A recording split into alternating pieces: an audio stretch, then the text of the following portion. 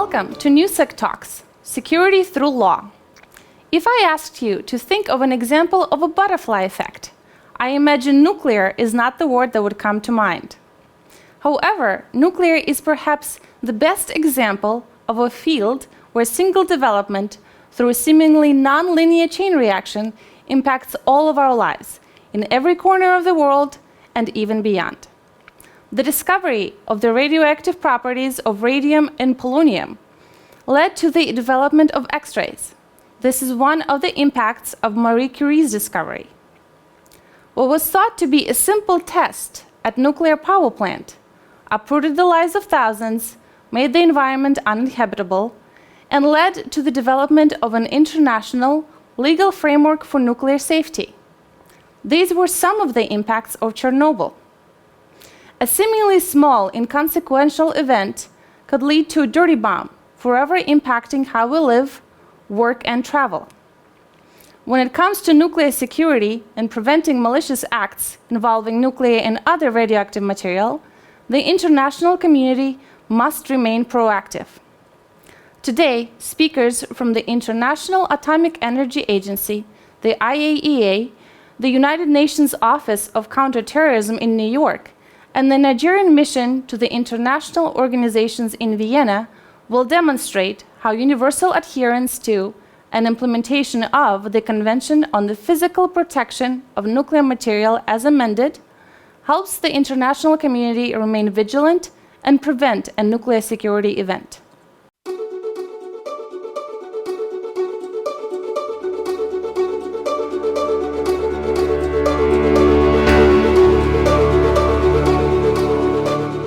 First, I would like to welcome the Director General of the International Atomic Energy Agency, Rafael Mariano Grossi, to tell us why it is important to adhere to and implement the Convention on the Physical Protection of Nuclear Material and its amendment.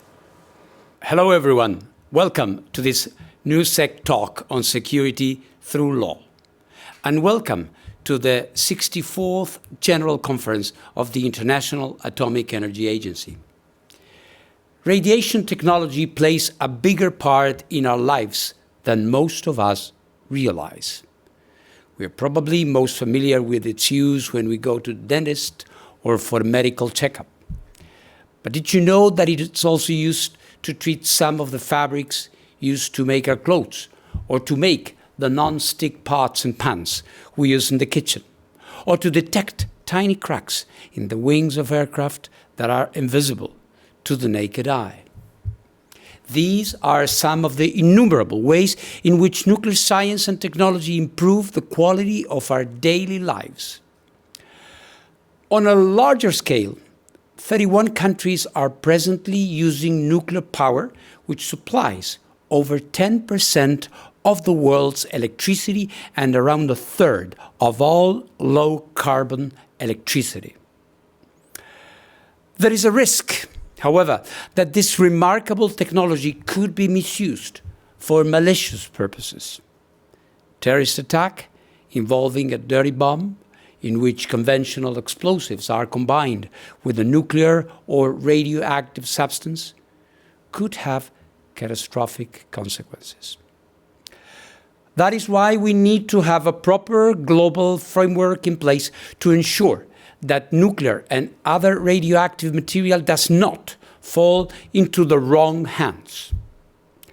Protecting nuclear material and facilities is a national responsibility, but the IAEA is the International Center for Cooperation in Nuclear Security. We offer countries practical assistance, provide radiation equipment, and train police and border guards on how to detect smuggled material. A very important legal instrument known as the Convention on the Physical Protection of Nuclear Material, the Cppnm, came into force in 1987. It is the only legal binding treaty on the protection of nuclear material. It covered the physical protection of nuclear material during international transport, established a number of criminal offenses involving such material, and created a basis for international cooperation. In 2005, an amendment was adopted which significantly broadened the scope of the Cppnm, requiring parties to ensure protection of all nuclear facilities and of all nuclear material in domestic use, storage, and transport. I'm very pleased that 124 states have joined the amendment since it came into force 4 years ago. But we can expect that terrorists will try to exploit the weakest link in any chain. It is therefore essential that all countries adhere to the amended convention to help ensure that nuclear material throughout the world is properly protected against malicious acts by terrorists. The threat transcends international boundaries. An attack in one state could have serious consequences for its neighbors. Even countries with little or no nuclear material on their territory need to join the amended convention to ensure that they are not unwittingly used for transit. The amended Cppnm will help to ensure that anyone involved in criminal acts involving nuclear material is denied safe haven and brought to justice. I appeal to all countries that have not yet done so. Please adhere to the amended Cppnm as a matter of urgency. We will all benefit from a strengthened international framework on combating nuclear terrorism. Thank you. Thank you, Director General Grossi, for identifying the risks that nuclear science and technology could be misused for malicious purposes. And thank you for kicking off our conversation. For those of you joining us from around the world, join the conversation and submit your questions through social media. #IAEAGC, #Cppnma, and #NuSec Talks.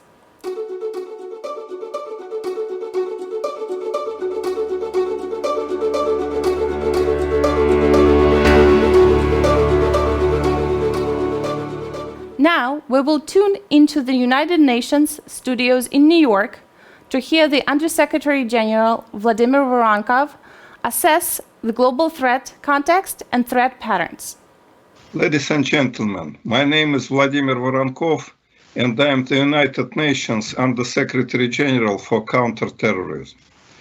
As you may know, before starting my current job, I served as the Russian permanent representative to IAEA and as a member of the Board of Governors. I am therefore very familiar with the organization and the impressive work it is doing. It's my humble opinion, IAEA is one of the most effective and result-oriented international organizations, which combine diplomats and nuclear experts. It's always amazing to work with IAEA and its leadership.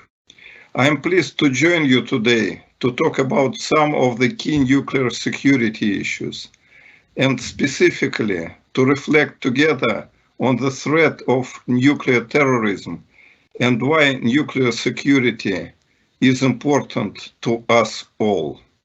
It's great to be together for NuSec talk with the good old friends, Director General Rafael Grossi and Director Perry Johnson, as well as distinguished Counselor Charles Oko. I fully agree when they say that the world benefits greatly from the peaceful use of nuclear energy and technology. At the same time, we must remain vigilant, as any probability of terrorists accessing and using nuclear and radiological weapons and materials bring a serious threat to international peace and security. So let's begin our NuSec talk. Why is nuclear security so important? As the world evolves and develops, many member states look more towards nuclear power and advancements in nuclear science and technology. The IAEA shows that since 2012, the global nuclear generation has risen. It's interesting to know that around 10% of the world's electricity is generated now by about 440 nuclear power reactors.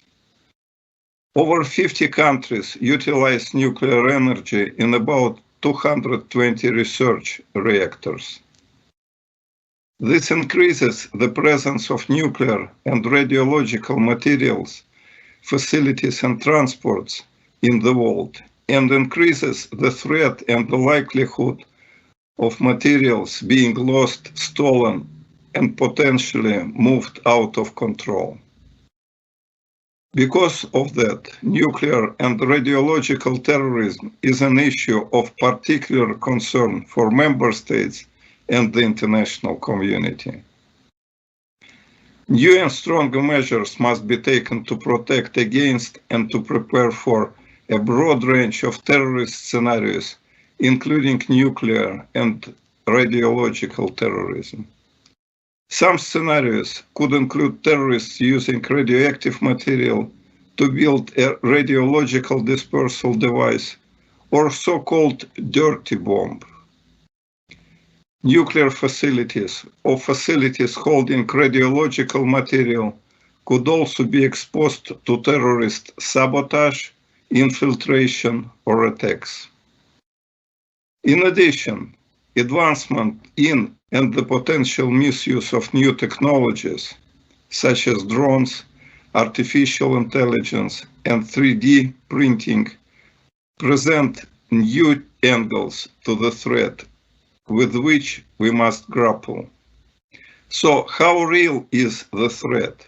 Only one example. In June 2018, it was reported that the ISIL had seized 40 kilos of low-enriched uranium from scientific institutions at the Mosul University in Iraq. This shows that the possibility of such materials falling into the hands of non-state actors or terrorists is real. Moreover, the Mosul incident was not an isolated case.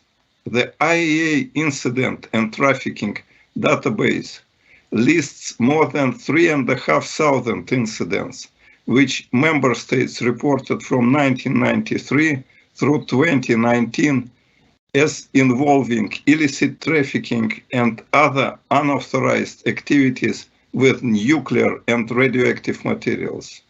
These are worrying figures. In the light of increasingly strong linkages between organized crime and terrorism, nuclear and radiological materials trafficked by criminal groups could easily end up in the hands of terrorists. At the same time, the dark web has increasingly become an important legal marketplace, which ISIL and other non-state actors have regularly exploited, including for fundraising purposes. The dark web has also been used to buy and sell radioactive materials. The next question is why member states should join and enforce the Convention for the Physical Protection of Nuclear Materials and its amendment of 2005.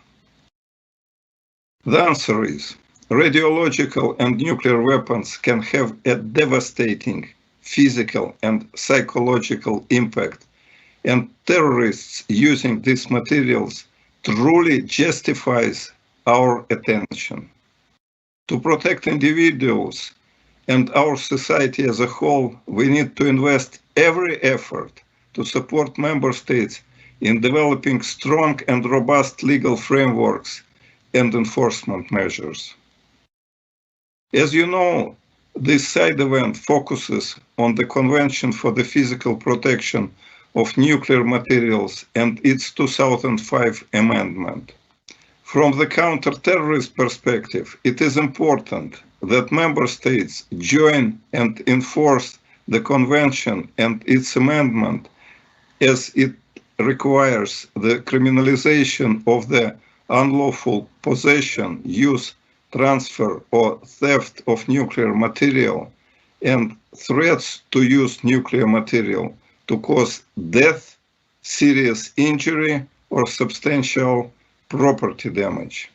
Moreover, in 2005, amendment addresses counterterrorism concerns, expanding the convention's scope to cover the physical protection of nuclear material in domestic use, storage, and transport, and the protection of nuclear materials and facilities against sabotage. What about the other side of the coin, the International Convention for the Suppression of Acts of Nuclear Terrorism? In 2005, ICSANT was adopted by the United Nations General Assembly by consensus. As a legally binding instrument, the convention obliges state parties to extradite or prosecute alleged offenders and calls for cooperation among state parties in preventing terrorist attacks by sharing information and assisting each other with criminal investigations and extradition. The Convention for the Physical Protection of Nuclear Materials, its 2005 amendment, and ICSANT serve as primary tools to ensure that there is no safe haven for those who commit or seek to commit acts of nuclear terrorism. And what about new technologies?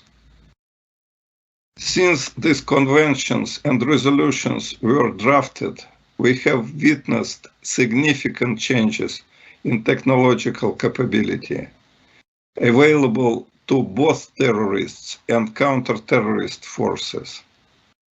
Currently, the existing legal framework faces challenges to keep up with the speed, complexity, and innovation of advancement in science and technology. If we are to understand emerging technologies and benefit from the opportunities they bring us, but also anticipate the potential threats posed by their misuse, we must engage with the private sector and with the academia. It is within these sectors that these technologies and their applications, good and bad, will be identified, researched, developed, and anticipated. What is the United Nations Office of Counter-Terrorism doing to combat the threat? The office is working with other UN entities, member states, and international and regional organizations to strengthen counter-terrorism efforts across the globe. Through the United Nations Global Counter-Terrorism Coordination Compact, launched by the Secretary General in December 2018, we provide a platform to strengthen coordination and coherence in the counter-terrorism activities of more than 43 United Nations and not United Nations entities.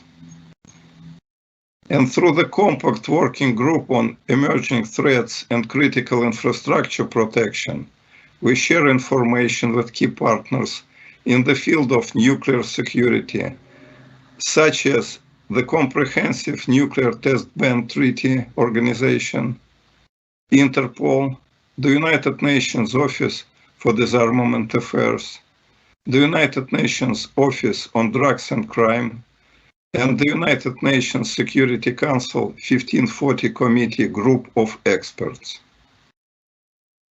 Also, the United Nations Counter-Terrorist Center within my office support member states' efforts to implement the United Nations Global Counter-Terrorism Strategy through capacity building activities implemented in cooperation with international partners.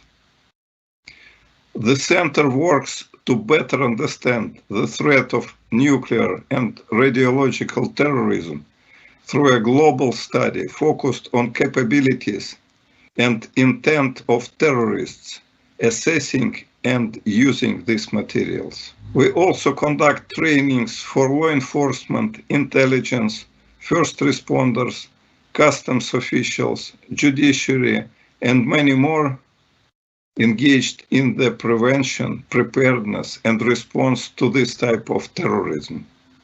For example, in 2019, we carried out 2 regional tabletop exercises for African countries and the Middle East and North Africa region, in Nigeria and Morocco, respectively. These activities focused on legal frameworks and also on border security. Last but not least, the Center works on the promotion of the universalization and effective implementation of ICSANT. To conclude, I would like to ask again, why is nuclear security so important? So, ladies and gentlemen, let me conclude by stressing that nuclear security is important for all of us. As we advance into the 3rd decade of the 21st century, nuclear energy, science, and technology are no longer something only seen in the science fiction movies, but increasingly a normal part of our world. As long as this remains the case, I hope you will agree that the threat of nuclear and radiological terrorism is too real for us to disregard. We simply can't rest of our laurels. We must keep working to enhance nuclear security for the good of our societies and for the good of the world. Thank you, Undersecretary General Voronkov, for the global overview of the threats to nuclear and other radioactive material.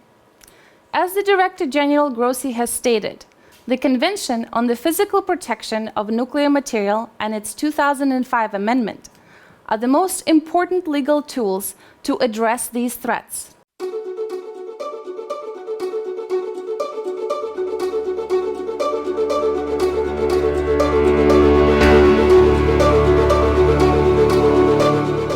Now, I turn to Ms. Perry Lynn Johnson, the legal advisor and the director of the Office Legal Affairs at the International Atomic Energy Agency, to tell us how the convention and the amendment came into being and what they stipulate. Thank you, Ina, for that introduction. It's a pleasure to be here taking part in this virtual event to talk about how the legal framework helps strengthen nuclear security worldwide so that we can all benefit from the peaceful uses of the atom, a core purpose of the IAEA based on our statute. And I will also talk about how we at the IAEA can help you. Each and every day, we see the benefits of the peaceful applications of nuclear science and technology. How nuclear techniques are used to detect and combat the spread of disease, such as the nuclear sterile insect technique used to fight diseases carried by mosquitoes, including dengue and the Zika virus. How nuclear power plays an important role in the production of clean energy to help stem climate change. How nuclear medicine helps fight cancer, with nuclear imaging helping find tumors and measure the spread of cancer in the body. And radiotherapy being an essential tool in cancer treatment. How nuclear science supports improvements in food production, as well as food and water safety, through, for instance, the use of nuclear techniques to detect and monitor contamination and the use of irradiation to increase the durability of food products. And most recently, how nuclear-derived techniques are being used to rapidly detect and study the coronavirus that causes COVID-19. As we continue to harness the peaceful uses of nuclear technology for the benefit of humankind, we must, at the same time, make sure that we recognize and address the threats posed by the potential misuse of nuclear materials and strengthen our ability to stop those that would seek to use these materials to cause harm. The legal framework plays a key role in this. Director General Grossi has emphasized that the legal framework plays the essential role in global nuclear security, and universal adherence to the key legal instruments is crucial. One of the key tools we have to protect nuclear material and facilities from malicious acts is the Convention on the Physical Protection of Nuclear Material, as strengthened by its 2005 amendment. But that tool will not be as strong as it can be until all countries have signed on and are fully implementing. I'm now going to tell you a story about how the Cppnm and its amendment came to be. The negotiation and adoption of the original convention, which entered into force in 1987, was based on the widespread recognition that while responsibility for nuclear security within a state rests with that state, there was a clear need for international cooperation to ensure adequate physical protection to prevent misuse of nuclear material. The result was a first-of-its-kind multilateral treaty providing for the physical protection of nuclear material used for peaceful purposes in international transport. As this was about dealing with the threat of malicious acts perpetrated by non-state actors, the Cppnm also sets out a number of offenses involving nuclear material that parties must criminalize in their national jurisdictions. And it provides a basis for international cooperation and assistance for recovery and protection of material following the commission of a crime with regard to criminal proceedings and in connection with designing physical protection systems. The Cppnm was a very good start.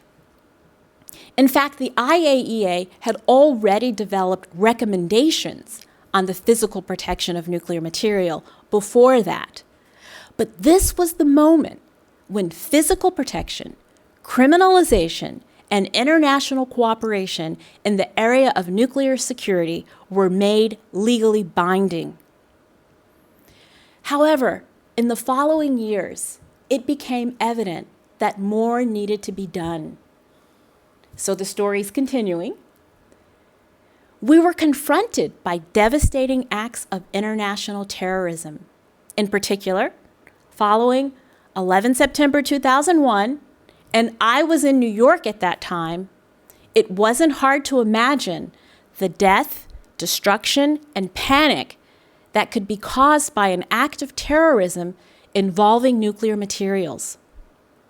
The threat of nuclear terrorism and the potential grave consequences could certainly not be contained within national borders.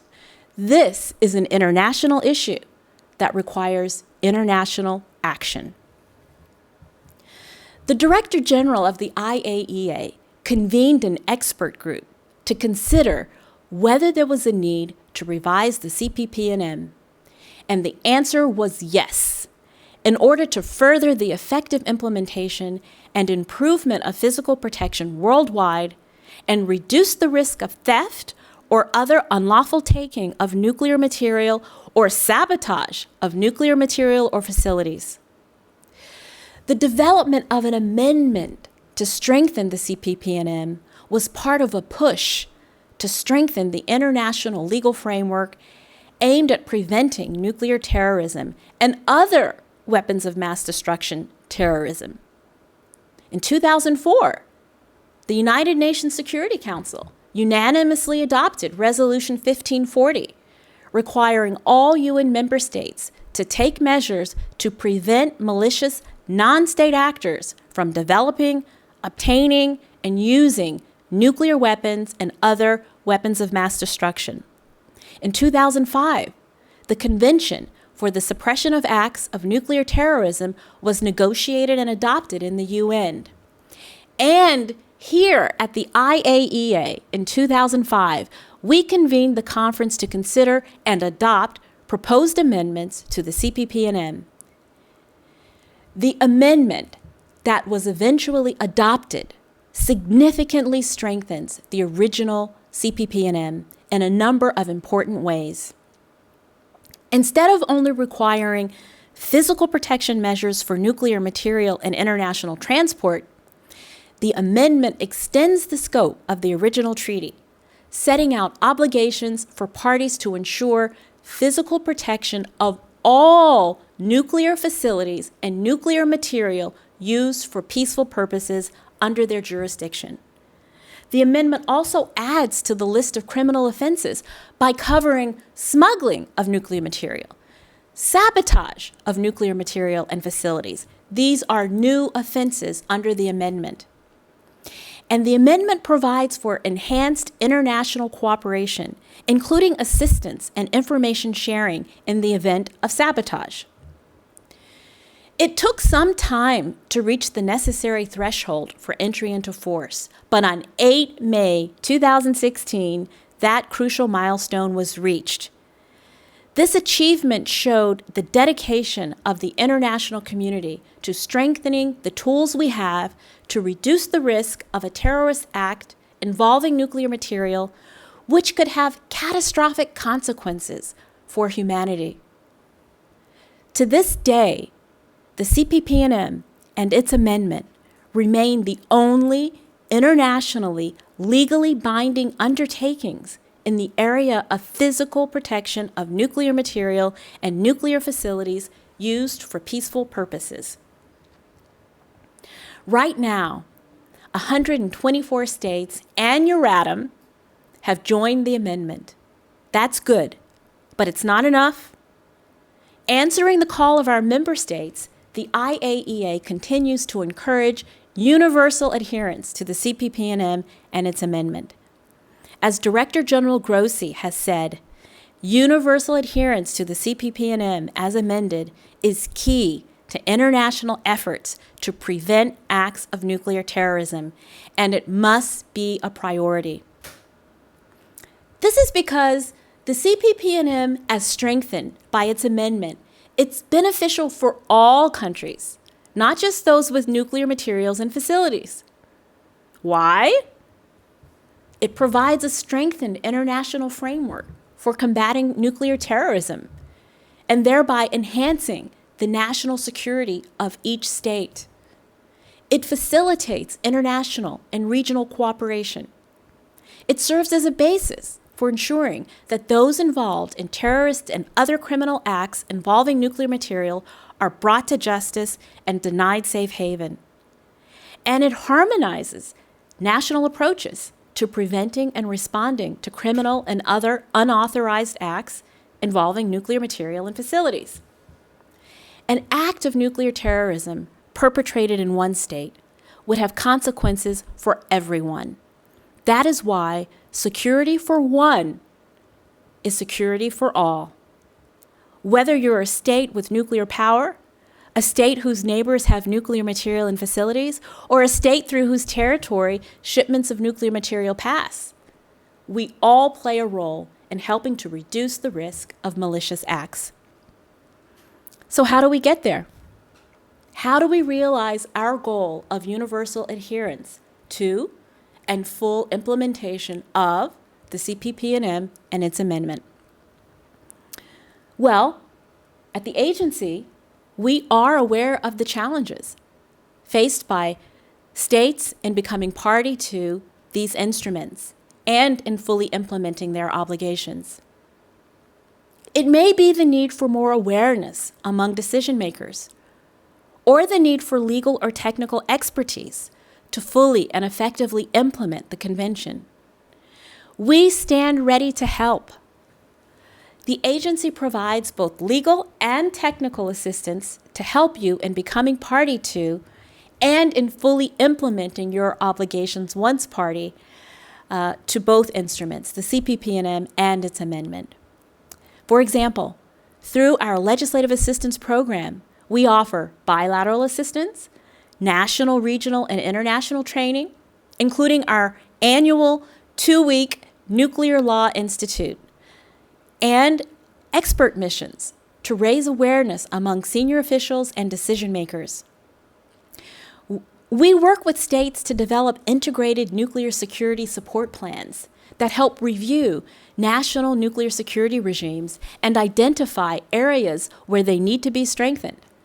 We further help support adherence to and implementation of international legal instruments in the area of nuclear security through peer review missions, such as the International Physical Protection Advisory Service and the International Nuclear Security Advisory Service missions. These are conducted by international experts led by the IAEA. In conclusion, we have seen how nuclear science and technology contributes to peace, health, and prosperity.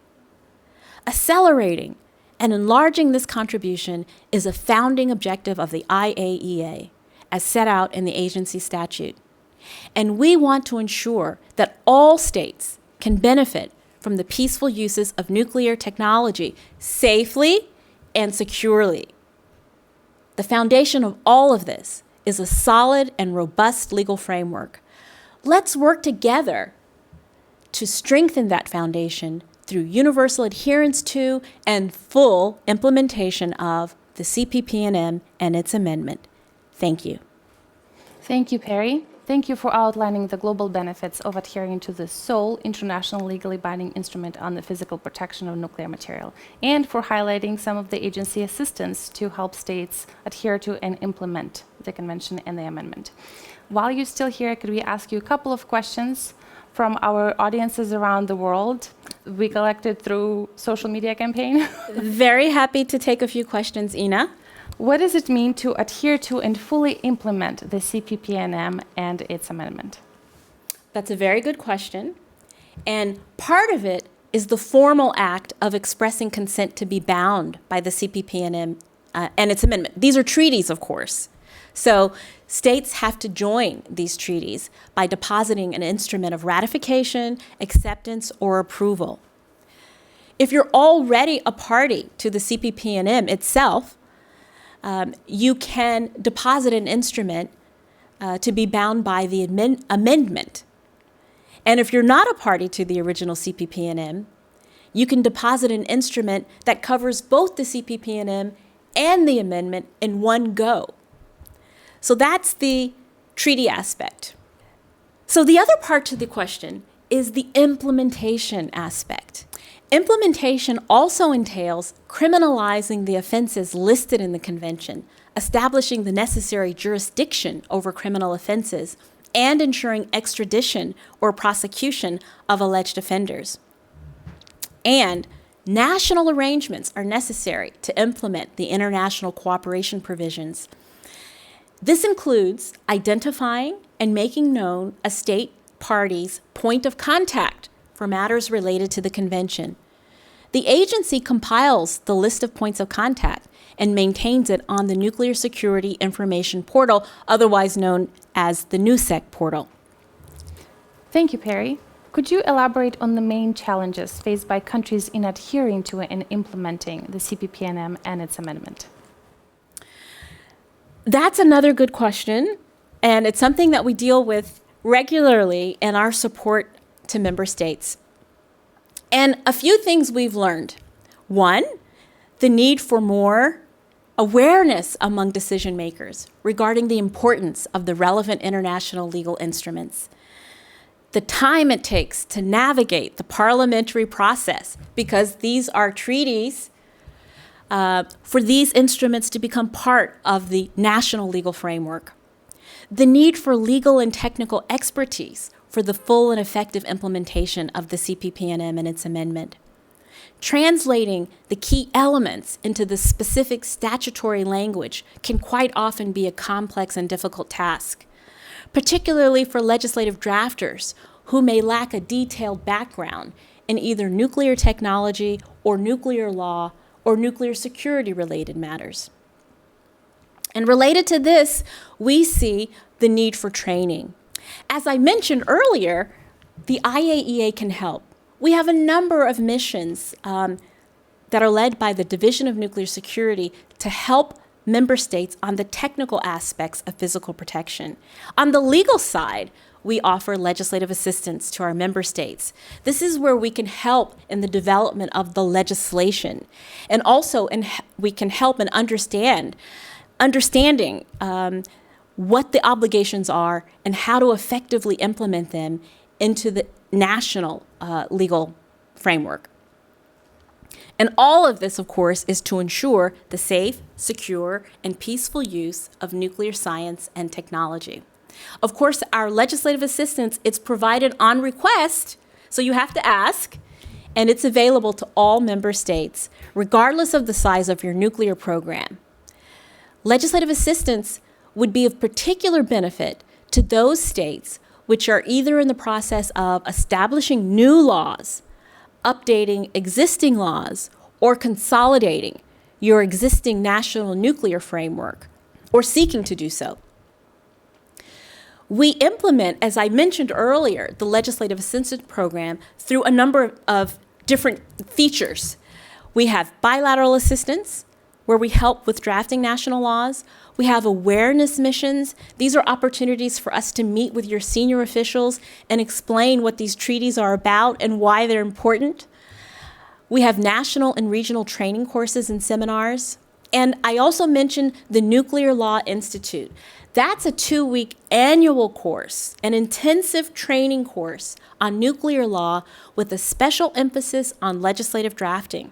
So it's really important to help states in implementing their obligations under these instruments into their national law. We do a lot of training of individuals through fellowships and scientific visits, and we develop reference material, such as the Handbook on Nuclear Law. This reference material is really helpful as experts in your countries are looking at how to implement and incorporate the international obligations into your national law. Thank you, Perry. Thank you for that overview of the IAEA assistance in navigating the challenges for the member states, or for the states in general looking to join the Cppnm and the amendment.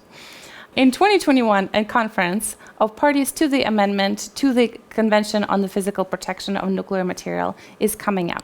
What are the expectations for the conference? Very good question, and something that's been keeping us really busy in the legal office and in the Nuclear Security Division. So yes, that's right. In 2021, the IAEA will convene a conference to review the implementation of the convention as amended and its adequacy as concerns the preamble, the whole of the operative part, and the annexes in light of the then prevailing situation. That's taken directly from the treaty itself. This conference will take place 5 years after the entry into force of the amendment, and this is foreseen in Article 16 of the Cppnm as amended. So preparations for the conference are underway based on a roadmap that was adopted by the parties in 2018. So far, we've had 2 meetings of legal and technical experts. These were held in 2019 to begin laying the substantive and procedural groundwork for the conference. Later this year, a meeting of the preparatory committee is planned, and the task is to undertake formal preparations for the 2021 conference.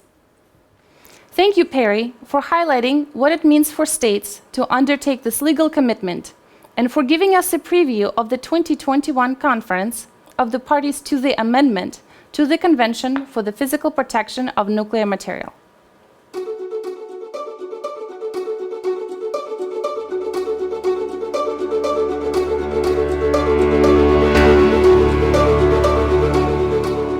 And now we turn to Charles Oko, counselor at the Permanent Mission of Nigeria to the international organizations in Vienna, to share the Nigerian experience of implementing and adhering to the Cppnm and the amendment. Charles, would you please tell us your experiences? Thank you, Ina. And thank you for this opportunity to share the Nigerian experience, to demonstrate why it is important for all states to adhere to and implement the legal instruments in the field of nuclear security. I will focus on the Convention on the Physical Protection of Nuclear Materials, the Cppnm as we call it, and its 2005 amendment. For Nigeria, my country, this story begins in 2007. In April 2007, Nigeria adhered to the Cppnm, and a month later, in May 2007, our national authorities ratified the amendment to the convention. Even though at the time the convention was yet, or rather the amendment was yet to come into force, Nigeria began its own journey and started to implement the obligations under the convention and its amendments. In our own way, we tried to lead the international community by providing an example of effective implementation of the convention and its amendments on the ground and through the actions we took. First, we need to identify the heroes of this story, the agencies and the officials of the Nigerian government with the responsibilities for nuclear security and fiscal protection of nuclear materials and facilities. They are the heroes of the story. The Nigeria Atomic Energy Commission, or NuSec as we call it, is responsible for the promotion of the use of nuclear technologies for peaceful purposes and carries out those duties in line with nuclear security imperatives. After the amendment was ratified by Nigeria, NuSec focused on the first pillar of the convention and its amendments, the fiscal protection of nuclear material in use, storage, and transport, both domestic and international.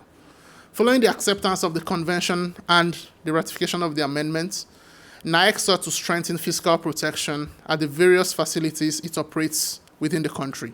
These include a research reactor and a gamma irradiation facility.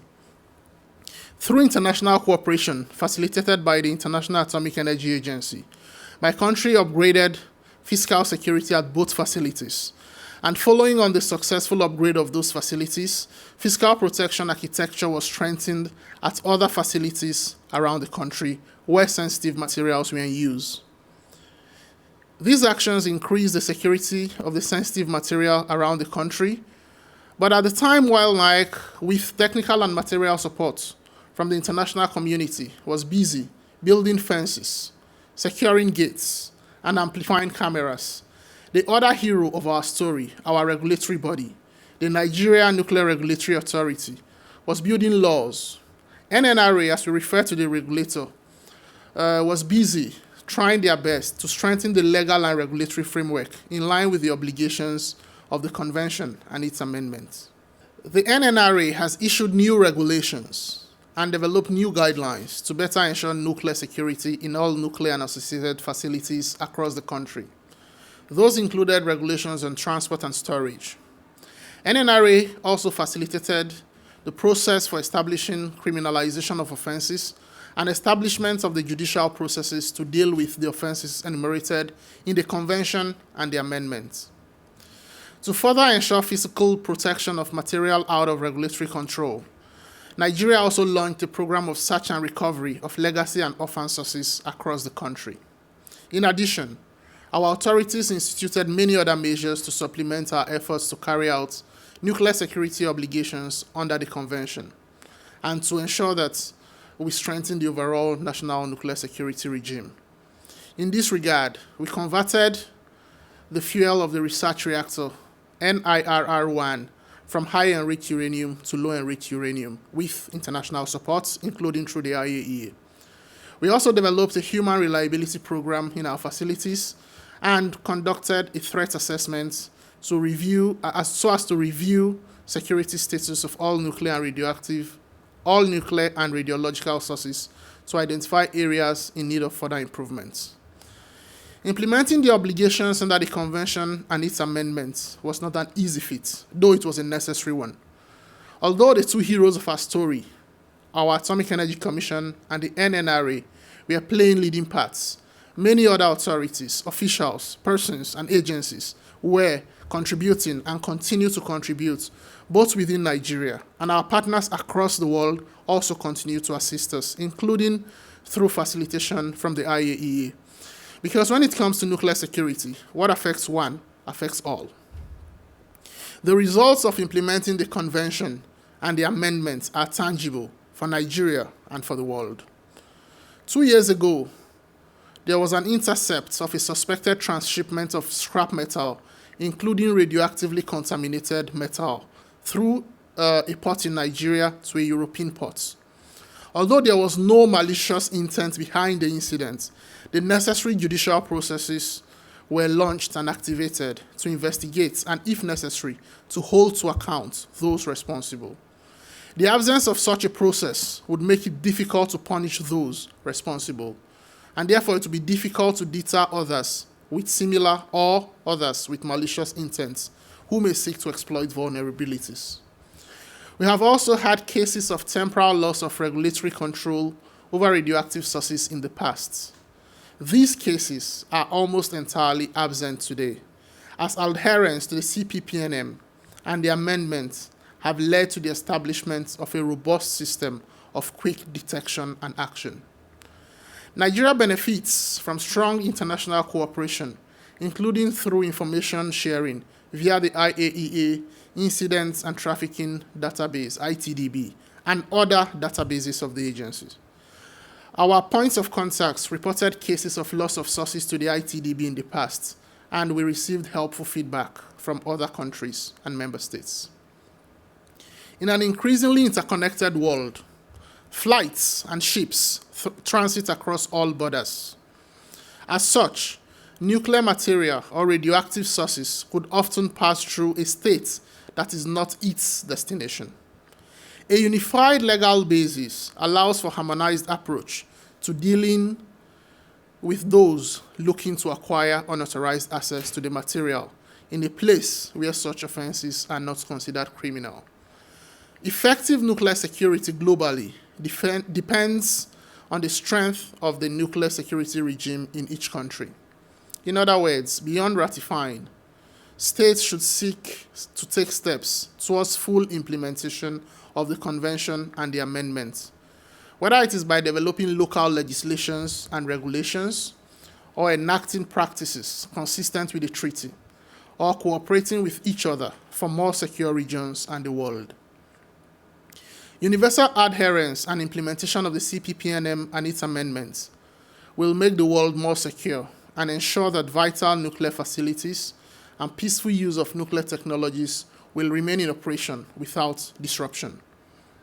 Having made significant progress to strengthen nuclear security in our own country, we appreciate that the journey of adherence and effective implementation is long and could be complicated. From our journey, we know that the goal is worthwhile and that the international community, as well as the International Atomic Energy Agency, is here to help. Nigeria is also here to help. In 2012, we hosted in Abuja, Nigeria, an Africa regional workshop attended by 31 participants from the region on facilitating adherence to the Cppnm and its amendments. Thereafter, we have engaged at bilateral levels to further facilitate adherence and ratifications across our country, across our region, and beyond. In 2019, Nigeria was announced by the Director General of the IAEA as co-president for the review conference of the parties to the amendments to the Cppnm and its amendments, scheduled for 2021. In this regard, we are working with our Swiss co-president and the IAEA to use the conference as an opportunity to take stock of how far the international community has come and to develop a plan of action to go further. Because the universal adherence to and effective implementation of the Convention on the Fiscal Protection of Nuclear Material and its amendment is an important step in the journey.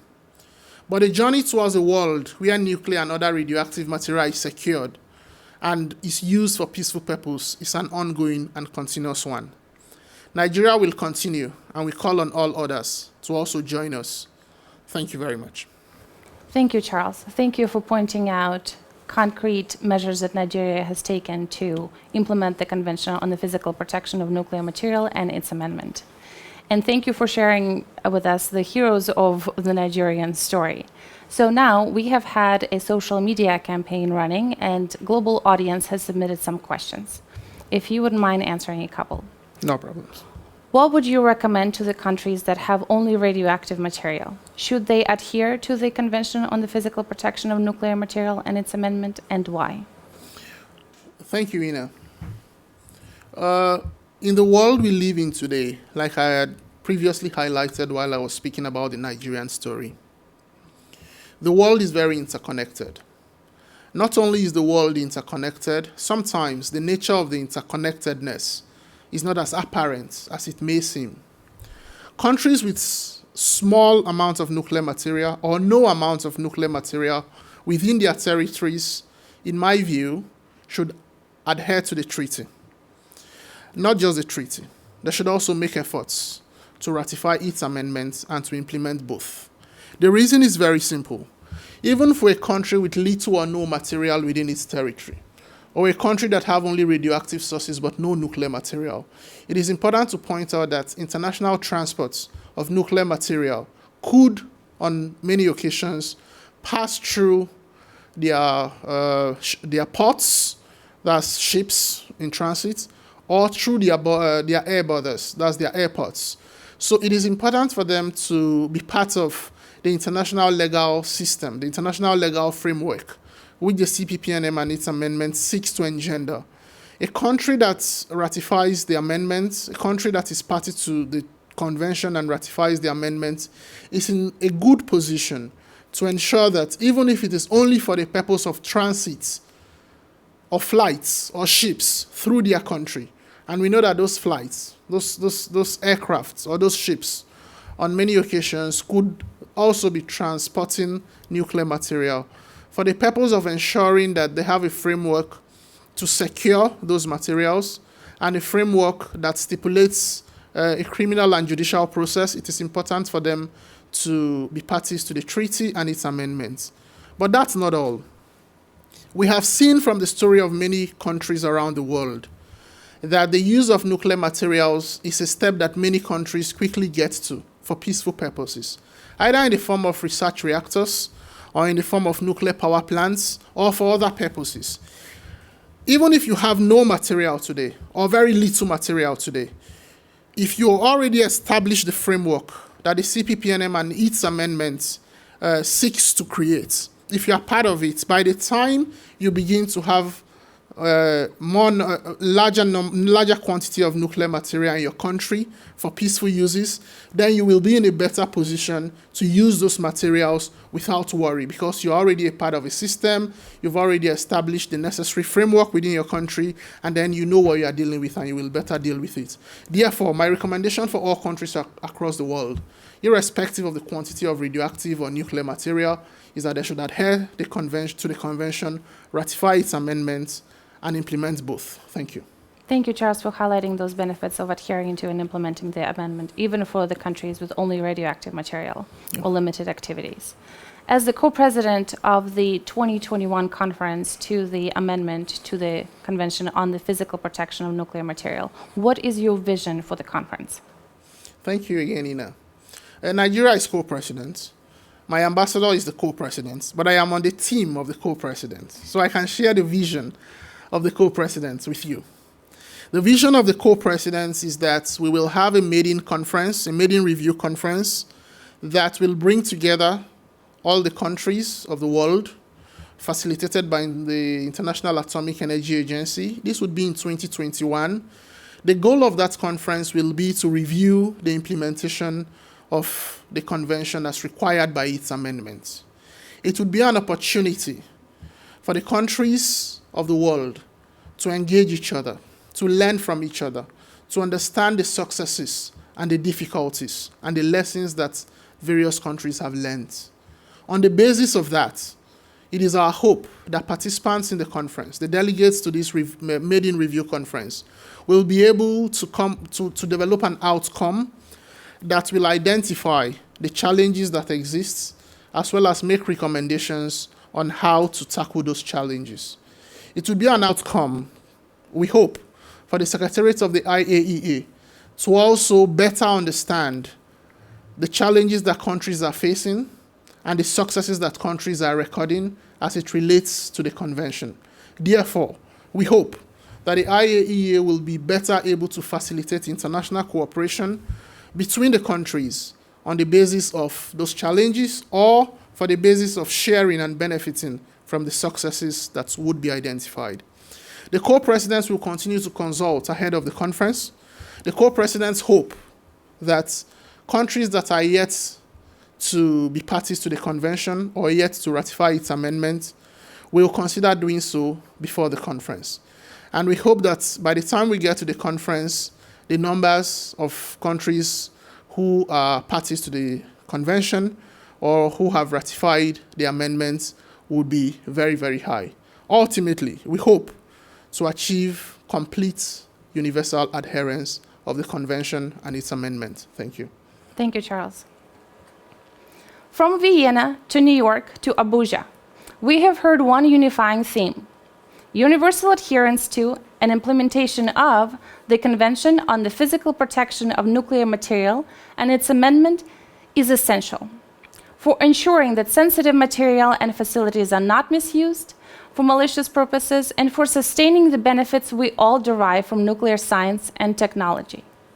Just as a single unlocked door may lead to unauthorized access and potentially a dirty bomb, the single decision to adhere to and implement the Convention for the Physical Protection of Nuclear Material and its amendment will lead to greater nuclear security worldwide.